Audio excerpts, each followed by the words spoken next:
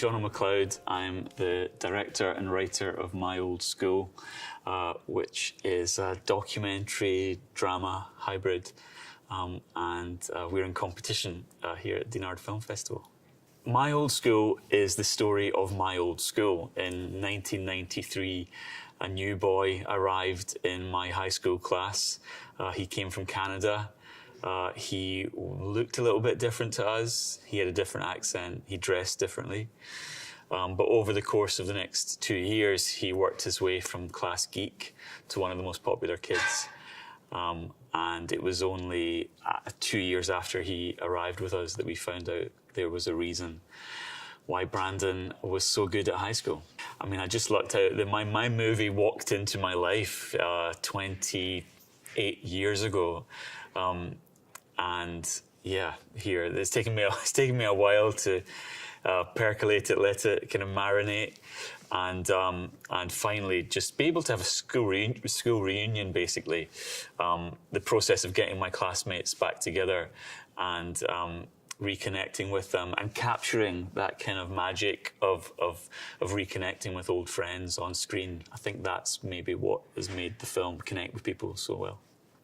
Yeah. I was emailing people and saying, "Hi, do you remember me from school?" And a lot of the time the answer was, "No, who are you?" But some people from school remembered me and were willing to kind of go on this journey of telling this story. A lot of them hadn't spoken about the story since. There was a lot of television and newspaper interest in the time about what happened at our high school. And a lot of the classmates were resistant to speaking to the press. But there was obviously something quite different about speaking to another classmate about it. So this film is really, I always say it's not the absolute truth of what happened back then. It's just as close as 30 school kids and their teachers can get when nearly 3 decades have passed. Yeah. It's just the film is as much about memory and the unreliability of memory as much as anything, and perhaps how we idealize our school days, and that might make us believe certain things about our school days, or it might even make us want to relive them again. But not everyone wants to do that. Yeah, I mean, there was a lot of work in the edit in terms of figuring out how to tell this story, how to tell a story that is essentially a pyramid of lies, and which lies to reveal and which to conceal, and when to reveal them.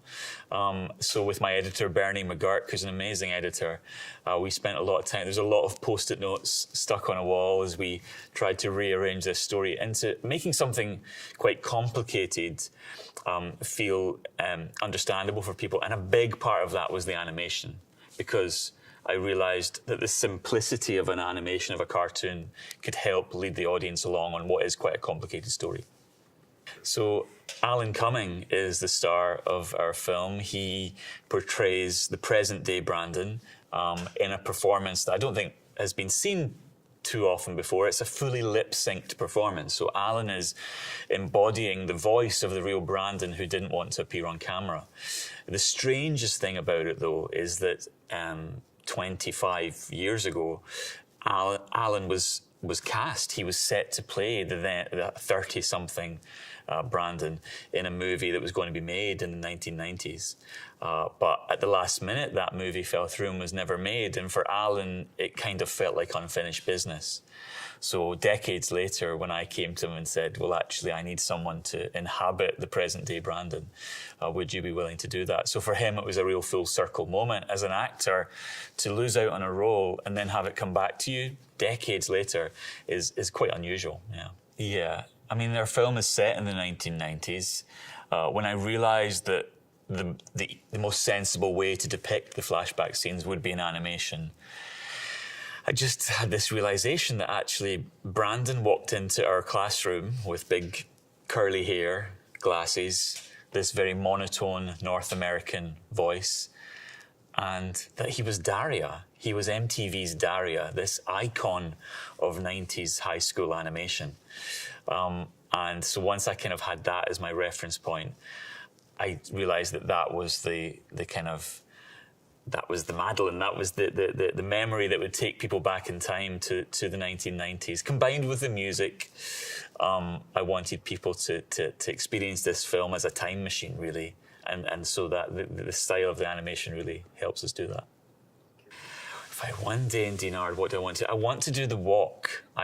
Tomorrow I'm going to go and do the coastal walk and go around because it's just so incredibly beautiful. I want it to be nice, and I don't want it to rain on me or anything, but I just want to experience this beautiful coastline and walk past the beach huts with all the names of the different jury presidents. It's a really special place, and you can feel.